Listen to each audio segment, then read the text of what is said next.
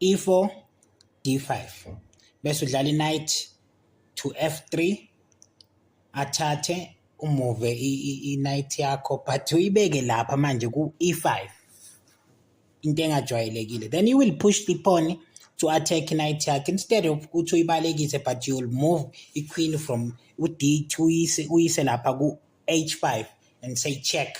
Uzobona ukuthi akakwazi ukuphuma ngequeen yakhe. Into angayenza ukuphusha ipawn, uyayithatha ipawn yakhe nge-knight yakho u-attack-e irook. At the same time kune-discovery check lapha ye-queen, so uyaphoqeleka ukuthi ayidle i-knight nge-pawn, then wena bese uthatha irook.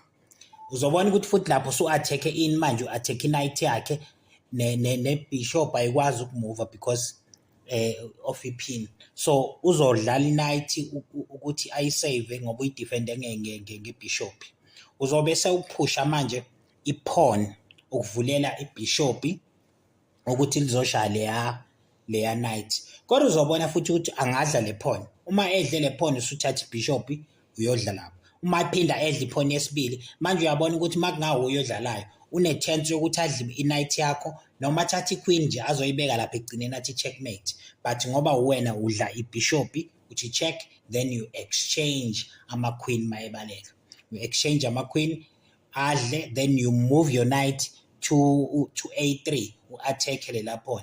Mayiphusha lapha evalela ibishop yakho, you don't worry, but you take the pawn kuqala adlale adevelop i-knight yakhe bese uyakhaselisha ucheck, then uvale ngebishop uphine i-knight to ibishop. Akwazi ukuyimova leya knight because mayingayimova ungashaya ibishop, so uzophoqeleka ukuthi ihlale ilaphana le knight but aphushe ipawn ukususa leya, but uzo-exchange nje i-knight adle nge-pawn, then asale ne-pawn structure embi. Yabona ama-pawn akhe ethi mabi kanjani, but nawe ibishop yakho ngoba ivalelekile lapha sokumele uphushe ipawn leli h4 uthi h4 so that azokwazi ukuthi adle noma aphushe, but mayedla sesiyakwazi ukuthi sikhiphe ibishop yethu. Emva kwalokho so there's an easy game to win.